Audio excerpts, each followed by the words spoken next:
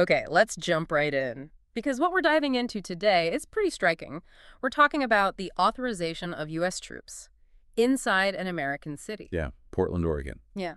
And not for disaster relief, which is, what you might expect. Exactly. This was aimed squarely at what the administration called domestic unrest. It sets up this immediate clash, right? Federal versus local control. That's the core tension, absolutely. So our mission here is to unpack that.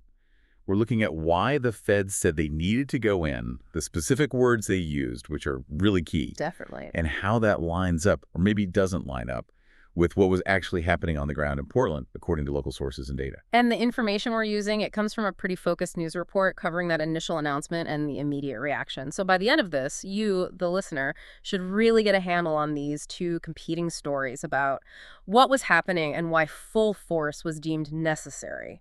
And that phrase, full force, that really takes us straight to the White House announcement itself. It really does. The language is just potent. President Trump authorized the troop deployment, and he said he'd use full force if necessary. If necessary. But the target he named, he called them domestic terrorists. Right, domestic terrorists attacking federal buildings. Okay, let's just pause on that term for a second. Domestic terrorists. That's not just rhetoric, is it?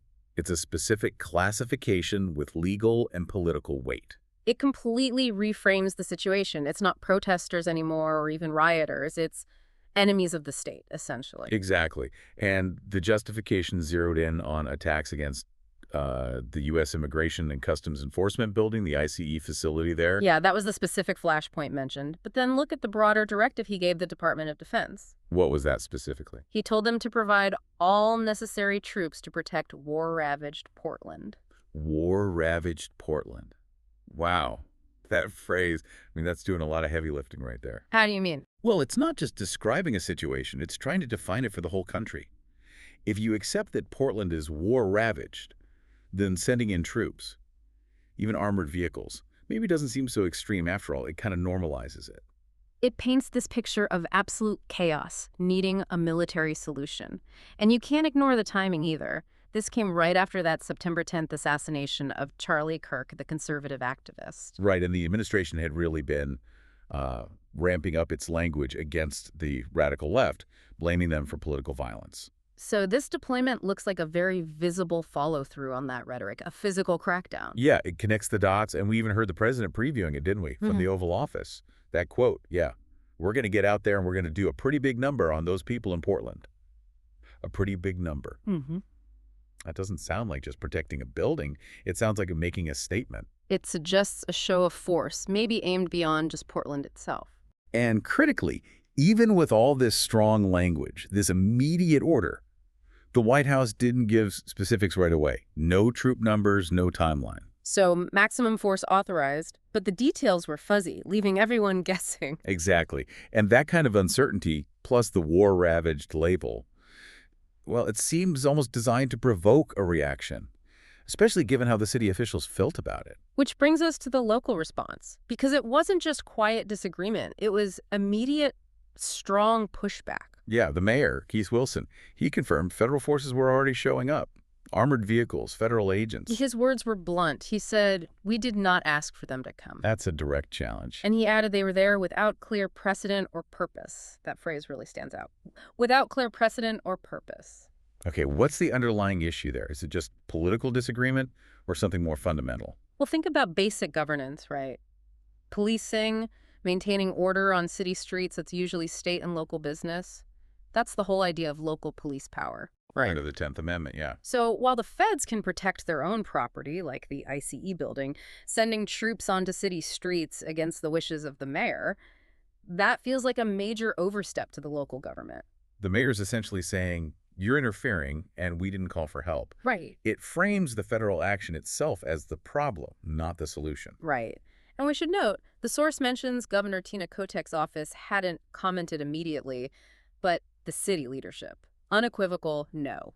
And you also had Senator Jeff Merkley from Oregon weighing in with advice for residents. What did he say? He told people pretty starkly, don't take the bait. Don't take the bait. What does that imply the federal government was trying to achieve? What's the bait? Well, according to Merkley, the goal wasn't just security.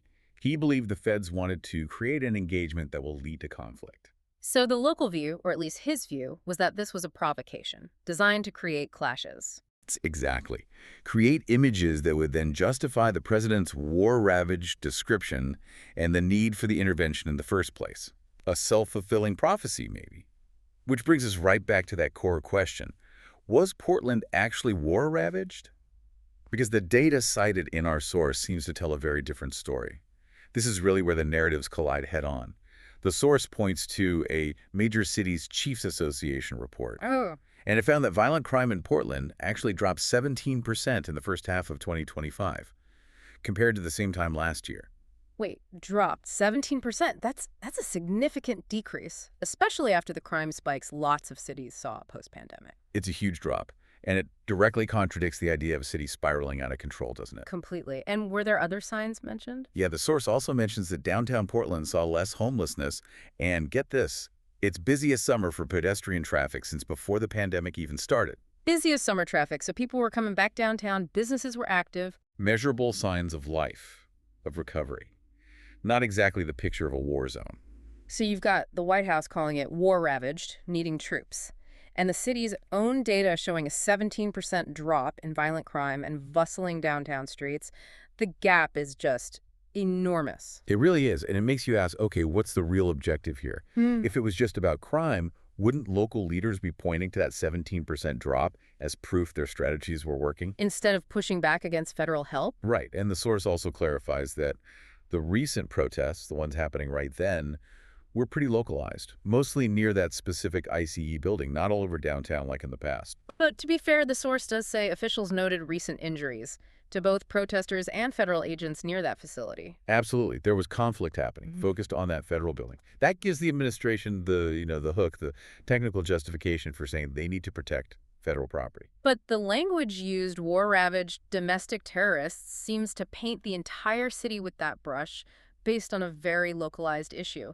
It seems like they're amplifying that specific conflict to justify a much broader, more symbolic intervention, using language that dramatically inflates the threat level compared to the citywide data.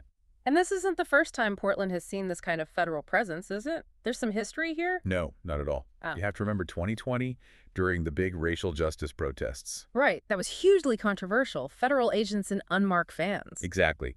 Back then, the Trump administration sent in hundreds of federal agents, including from agencies like Border Patrol technically, to protect federal property, like the courthouse. Using Border Patrol agents for crowd control in a city, that seemed unusual. It was highly controversial because, Border Patrol is trained for the border, for immigration enforcement, not really for handling protests or urban policing hundreds of miles inland. So that blurred the lines, raised questions about using federal power. Big time. Concerns about federal overreach, militarization. It really set a precedent, though. It showed a willingness to use these, let's say, non-standard federal assets for internal security inside a U.S. city. So 2020 sort of laid the groundwork legally and practically for this more overt deployment of troops and armored vehicles now. You could definitely argue that. Yeah. And this action in Portland, it doesn't seem to be happening in a vacuum either. It fits a broader pattern we've seen. What other examples are there? Well, think about the repeated threats to send the National Guard into Chicago, usually framed around gun violence there. Okay, yeah, I remember the rhetoric. Then there was a smaller actual deployment to Memphis, Tennessee. And even earlier, troops, including U.S. Marines, were sent to Los Angeles during some immigration-related protests. Marines. 4 protests. Yeah. So across different cities, different issues, immigration, crime, racial justice protests, now protecting federal buildings, you see this recurring theme. A willingness by the administration to use various federal forces, National Guard, Border Patrol, even the military, often bypassing or overruling local leaders. Exactly. Using federal power, backed by strong political language, to impose a certain kind of order, regardless of what the local context or data might suggest. Okay, so let's try to pull this together. The core conflict seems crystal clear. You have the federal government saying, national security is at risk, we have domestic terrorists, political violence, the city is war-ravaged, and using that to justify sending troops. Right. And on the other side, you have local officials saying, hold on, look at our progress, crime is down 17%, people are back downtown, we didn't ask for this, and you're here without clear purpose. Yeah. The mayor's words, without clear precedent or purpose. It's a fundamental rejection of the entire federal premise. So the key takeaway for you, listening, is really about these clashing narratives. The president's story of domestic terrorists needing full force versus the local story, backed by data, of a city actually recovering but facing an unwanted federal intervention. It really sets up this final thought, doesn't it? Something for you to chew on after we wrap up. Yeah, consider this. We have data showing a significant drop in violent crime in Portland. We have reports of the busiest summer pedestrian traffic since before the pandemic. So, given that reality on the ground, how does labeling that same city war-ravaged change the public discussion? What does that label do? Is that rhetoric actually about fixing a proven security crisis? Or is it maybe more about creating a perception of crisis, the political climate where extreme federal action seems necessary, almost regardless of the facts? It's a powerful question about how language itself can become a political tool, potentially shaping policy, even when it seems disconnected from the verifiable reality.